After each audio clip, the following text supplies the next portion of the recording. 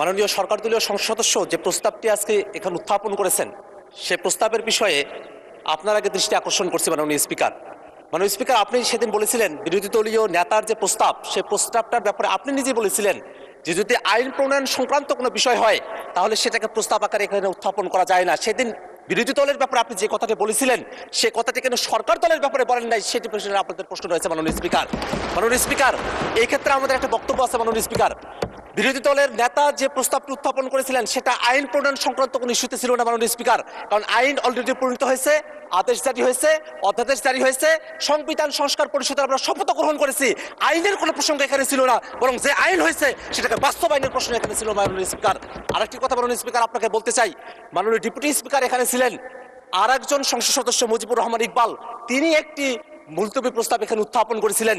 সেই মুলতবি প্রস্তাবের ব্যাপারে সিদ্ধান্ত কি সেটা না জানিয়ে পরের প্রস্তাব এখানে দেওয়া হলো মাননীয় স্পিকার, সেই বিষয়টা আপনার কাছে আমরা জানতে চাই মাননীয় স্পিকার। মাননীয় স্পিকার, আমরা একটা কথা খুবই স্পষ্ট করে বলতে চাই, মাননীয় সংসদ সদস্য যে প্রস্তাবটি এখানে উত্থাপন করেছেন সেখানে তিনি বলেছেন যে জুলাই সনদ রাজনৈতিক সমঝোতার দলিল, সেটা সংবিধান সংশোধন, পরিবর্তন, আইন প্রণয়ন, এই বিষয়গুলোর কথা তিনি সেখানে বলেছেন এবং বলেছেন এটা বাস্তবায়নের পথরেখা কি হতে পারে সেই নিয়ে আজকের এই মুলতবি প্রস্তাব। মাননীয় স্পিকার, আপনার মাধ্যমে আমি তাদেরকে জানিয়ে দিতে চাই যে আজকে যে প্রস্তাবটি তিনি এখানে উত্থাপন করেছেন সেই প্রস্তাবটি উত্থাপন হওয়ার যোগ্য প্রস্তাবই নয় মাননীয় স্পিকার। মাননীয় স্পিকার, আমাদের যারা সরকার দলীয় সংসদ সদস্যরা আছেন তারা যে স্মৃতি বিস্মৃত হয়ে গেছেন সেই বিষয়টা আমাদেরকে কষ্ট দেয় মাননীয় স্পিকার। আমাদের মনে রাখা প্রয়োজন 31শে জুলাই যেদিন ঐকমত্য কমিশনে সংস্কারের প্রস্তাবনাগুলো নিয়ে আলোচনা কনক্লুশন হলো, সেই দিনই সেই বৈঠকেই বাস্তবায়নের বিষয় নিয়ে কি আলোচনা হতে পারে সেটা নিয়ে সকল রাজনৈতিক দল আমরা সেখানে প্রস্তাব উত্থাপন করেছিলাম। জুলাই সনদ কিভাবে বাস্তবায়ন করা হবে সেটা নিয়ে সেই ঐকমত্য কমিশনে আলোচনা সমাপ্ত হয়েছে।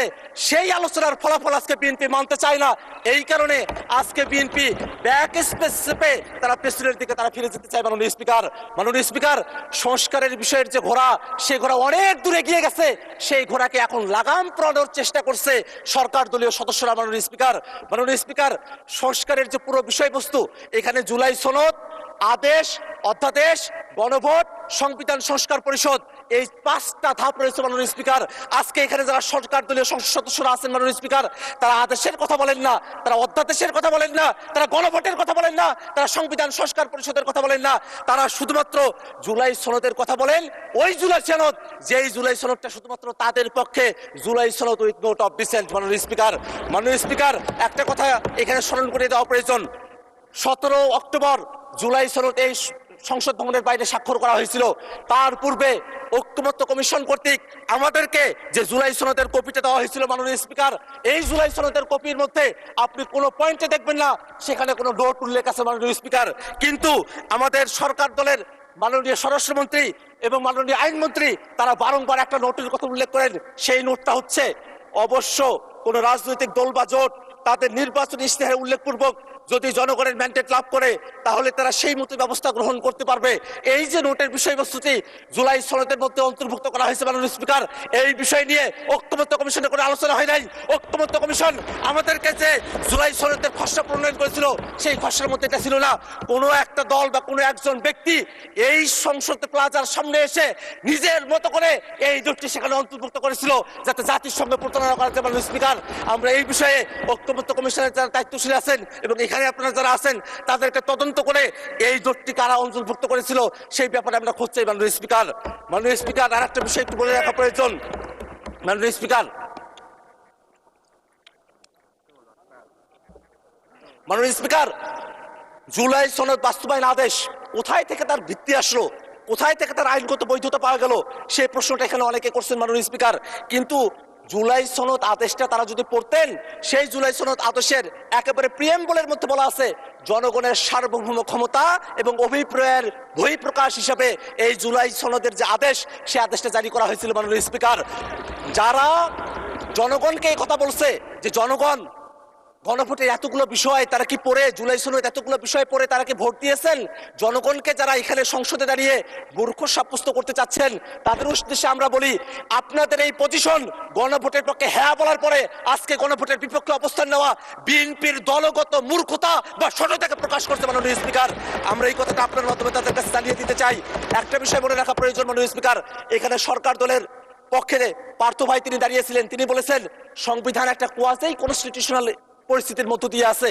সরকারি দলের একজন এমপি যখন কোয়াজি কনস্টিটিউশনাল কথা বলেন, অর্থাৎ খণ্ডিত সংবিধানের কথা বলেন, তখন কিন্তু আমাদের যুক্তি বেশি সাব্যস্ত হয় মাননীয় স্পিকার, কারণ তারা বারংবার সংবিধানের পরিপূর্ণ বাস্তবায়নের কথা বলছেন। কিন্তু আমরা বলছি এটাই বাস্তবতা যে বাংলাদেশ 5 আগস্টের পরে একটা এক্সেপশনাল অবস্থার মধ্য দিয়ে আমাদেরকে যেতে হয়েছে মাননীয় স্পিকার। আমরা কনস্টিটিউশন পুরাটা মানতেও পারি নাই, পুরাটা ছাড়তেও পারি নাই, এমন একটা পরিস্থিতিতে আমাদেরকে আসতে হয়েছে মাননীয় স্পিকার। মাননীয় স্পিকার, সেই সময়টাতে খালেদা জিয়া, বেগম খালেদা জিয়াকে মুক্তি দেওয়া হলো, সেটা কোনো সংবিধানের ভিত্তিতে হয় নাই, কোনো আইনের ভিত্তিতে হয় নাই, সেটা জনগণের অভিপ্রায়ের ভিত্তিতে হয়েছিল।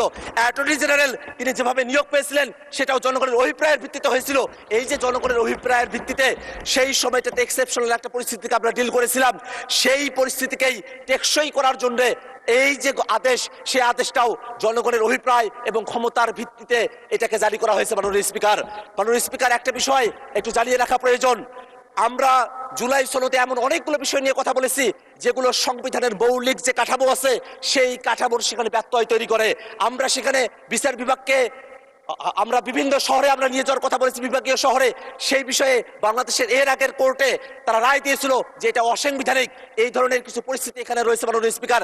এমন অনেকগুলো সংশোধনী রয়েছে, এমন অনেকগুলো প্রস্তাব রয়েছে, সংস্কার রয়েছে, যেগুলো শুধু সংশোধনী দিয়ে সেটাকে টেকসই করা সম্ভব নয় মাননীয় স্পিকার। সে কারণে ঐক্যমত্য কমিশনে আমরা জাতীয় নাগরিক পার্টির পক্ষ থেকে দাবি করেছিলাম গণপরিষদের মাধ্যমে নতুন একটা সংবিধান করতে হবে। সরকার দলের পক্ষ থেকে বলা হয়েছিল সংসদের মাধ্যমে সেটা করতে হবে, এবং তারপরে ঐক্যমত্য কমিশনে সকল দল আলাপ আলোচনা করার পরে সকলে মিলে আমরা সিদ্ধান্ত গ্রহণ করেছিলাম যে গণপরিষদ না, সংশোধনা গাঠনিক ক্ষমতা প্রাপ্ত সংবিধান সংস্কার পরিষদ, তার মাধ্যমেই এই বিষয়টা সুরাহা করতে হবে মাননীয় স্পিকার। যদি তারা আজকে সেটা ভুলে গিয়ে থাকেন, সেই ভুলে যাওয়ার স্মৃতিগুলো তাদের মনে না পড়তে পারে, বিটিভিতে সেগুলো টেলিকাস্ট করা হয়েছিল, সেখান থেকে তারা যেন দেখে নেয় কিভাবে সংবিধান সংস্কার পরিষদের আইডিয়াটা সেখানে এসেছিল। এখানে জুনায়েদ সাকিব ভাই আছেন, তিনি তার পক্ষে বলেছিলেন, এখানে নূর ভাই আছেন, তিনি তার পক্ষে বলেছিলেন, এখানে যারা আছেন তারাই আজকে সেটাকে ভুলে গিয়েছেন মাননীয় স্পিকার। এটা আমাদেরকে বড়ই হতাশ করে মাননীয় স্পিকার। মাননীয় স্পিকার, আমি 1 মিনিট সময় বাড়িয়ে চাচ্ছি আপনার কাছে মাননীয় স্পিকার। মাননীয় স্পিকার, ওকে, 1 মিনিট বাড়িয়ে দেওয়া হলো, 1 মিনিটের মধ্যে শেষ করবেন, তখন মাইক অফ হয়ে যাবে। সংবিধান তো পুরোটা মানা হচ্ছে না মাননীয় স্পিকার। শেখ মুজিবুর রহমানের ছবি প্রত্যেক মন্ত্রীর অফিসে ঝুলানোর কথা, সেটা যে ঝুলানো হচ্ছে না, সেই জায়গার ভিত্তিটা কোথায় থেকে আসলো মাননীয় স্পিকার? এটা তো জনগণ ভিত্তিটা দিয়েছে, সেই কারণে সেটা মাননীয় স্পিকার।